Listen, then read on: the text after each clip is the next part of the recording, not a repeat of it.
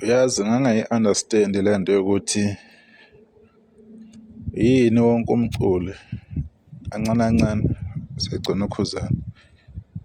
Wonke umculi kancane kancane usukwenza i-interview kuma-podcast afike akhulume ngokukhuzana kancane kancane. Nabadala asebeneminyaka abafika kudala ekuculeni bekhuluma ngokukhuzana.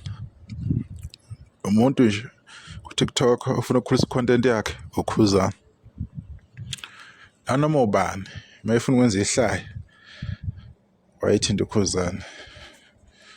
Into bengiyibuza isikhathi eside leyo engimangaza xakeka nje ukuthi kahle kahle kwenzakalani. Ukuthatha phansi ukhuzana, ungamhloniphi, kwenzakalani.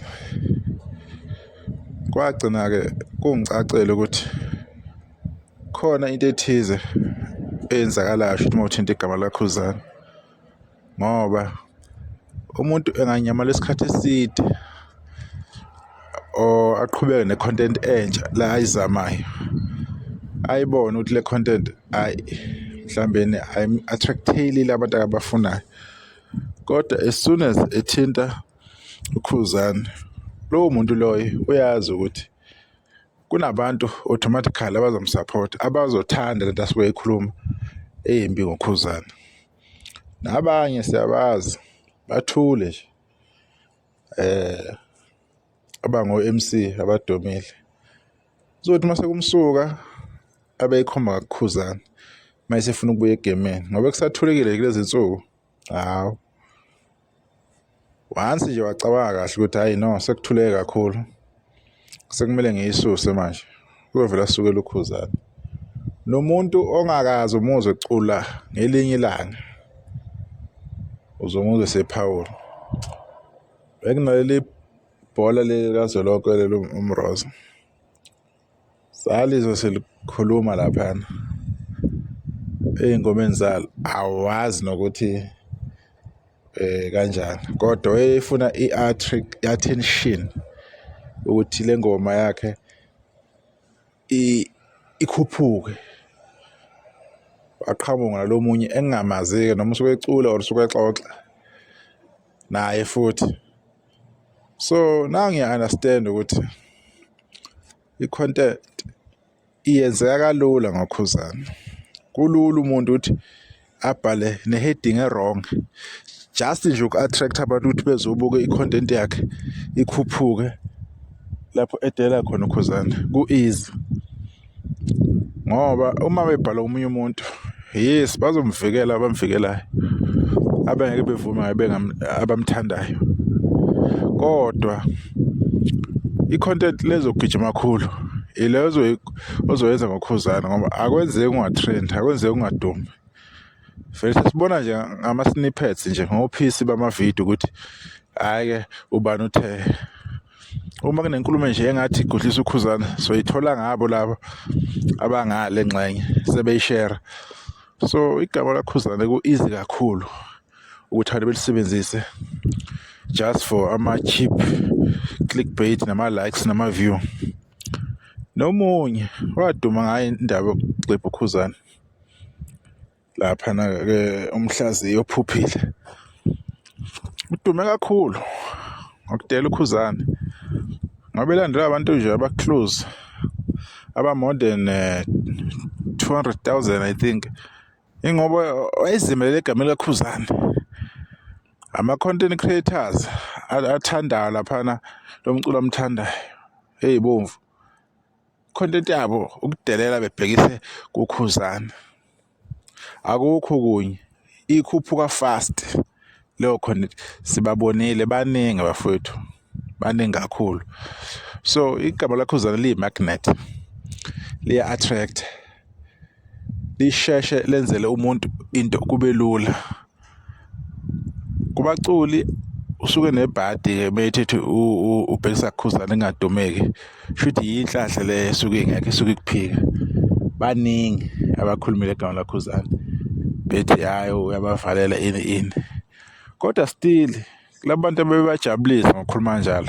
Umculo wabo awustreami, ababona emcimbini, akukho lapho ababonakala khona except lapha abaqashwa khona kuma baby shower ey'ntweni enjengalezo yabo, nalapho kuhlinzwa khona kuzobe kushawa ingoma mhlawumbeni kunengane ehlanganisa 1 year azocula lapho-ke shuthi ama-A_D_B sinze kulowo muzi loyo still abadumi bajikajika ndawonye. So kunalokho uye lo muntu lo okhuphukayo lo basuke bemgxeka bezama ukumbeka kabi kubantu, phakama yena futhi even more. So ngeke ngiyibuze kakhulu ngisengixakeke ukuthi kanjani kwenzeka kanjani, and abantu abamkhuluma kakhulu kabi uye uKhuzani, kodwa umuntu ohlale achieve uye futhi uKhuzani. Bawinile abantu iy'ndebe abayiwinile iy'ndondo music ingoma yakhe umuntu ingenile, kodwa uthola abantu beyongena ephejini lomhlobo wenene beyokhuluma izinto they can't celebrate freely because ku-easy ukukhuluma ngoKhuzani, wa-attractor ama-likes ama-views nani ilokho-ke abakwenzayo. Kodwa-ke asazi ukuthi-ke lokho bayokwenza bekwenzela into eyophela nini, beyenzela ukubuka ubani. Kodwa khona igama laKhuzani lisebenziseka nje budlabha, lisebenziseka nje kalula. Nathi nje sibukayo sesibuke nje ukuthi hhayi yaze yaneshwa le nsizwa yakwaMpungose. The way okubalula kakhona umuntu avele ahlikize nje igama lakhe akhulume ukuthi kanjani. Nabaculi nje asebemkantshubomvu abaziwayo kulula ukukhuluma laphana bephaphe bebhekise ngakuKhuzani. Very very simple, kuba easy yabo. So sengiya-understand and sengabona ukuthi should iyona ndlela sebayitshela yona, maybe noKhuzani sowazi wabona ukuthi this is how izinto ezizohamba ngakhona. So maybe abantu kuyobasebenzela lokho ngelinye ilanga, mhlawumbe bogcina bebe yi-something yabo. Nabanye baqale bafike besupport uKhuzani, bemsupport ngampela, ubone umuntu uyamthanda uKhuzani, uyayifela ngaye, jiki umuntu useshintshile akaseyiyo leyo nto leyo, usewumuntu onormal. Omunye afuna ukuphika nokuphika ukuthi mhlawumbe nomlandeli wakhe uKhuzani. So izinto ezizakalayo lezo ongeke wenze lutho ngazo, is life. So mina ngiyabhilivela and ngiyabona ukuthi uKhuzani easily uyi-content, kuningi abantu abakusho ngaye, igama lakhe lisebenziseka kahle, liphinde futhi lisebenziseke budlabha. Nabantu abafuna ukuvika iy'nkinga zabo njengakoKhozi FM basacrifice ngoKhuzani ukuthi hayi yithi sacrifice yena kubuka usuke ngayo ezweni.